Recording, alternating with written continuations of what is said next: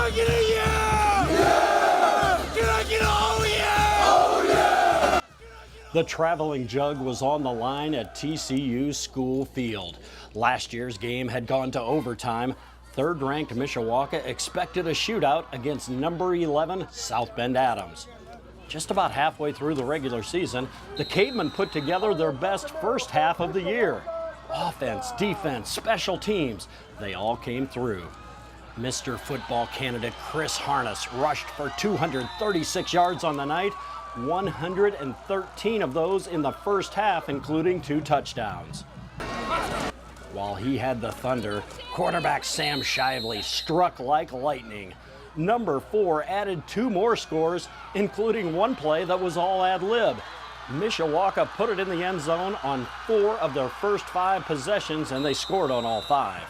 Yeah, and especially since it was a broken play and had to make something happen, that was just fun. That was a fun one. I was really pleased with how we played both offensively and defensively in the first half, and even in the kicking game. We knew in the first half that we could score every play, every drive, and we had confidence in the defense, but they started getting the stops and we started scoring.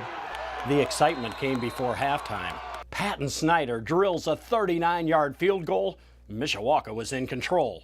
And Patton's done a great job. You know, he's a soccer player as well, so, you know, he's not just a football player, which makes him even more special, I think. Patton's having a heck of a year. He's nailing everything. Asked Coach McCool, our kicking coach, how far he thought he could make. He said a 37-yarder. We pushed him to a 39, and he had about a yard to spare, so we were right at his limit. Before the Cave kids could go to the locker room, Jay Kuseske picked off rocket arm Ira Armstead. Here it is, the highlight of the night.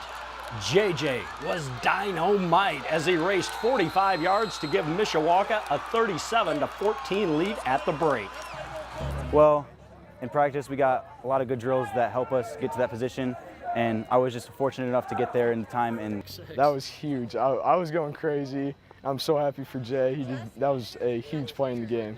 It was a blur, man. I can't tell you what I was thinking or what I was doing. If I'd have been thinking, I would have ran the clock down to 3, called a timeout, and then kicked the field goal, but it would have cost us 7 points, so it actually ended up working out. The second half wasn't as pretty, but Mishawaka still outscored the Eagles 14-13 in the last 2 quarters. The defense came up with big plays, and Mishawaka won the game 51-37. It feels nice to get a win for the conference, and we're all hyped, and we're looking forward to next week and keep improving. So it's always good to win a trophy game, especially when there's 2 trophies involved. And that's a big-time opponent, and we came out and we competed, and that was fun. The traveling jug stays on Lincoln Way.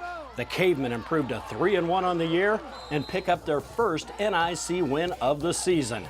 Next week, it's a tough road trip at New Prairie, one of the top teams in the state of Indiana.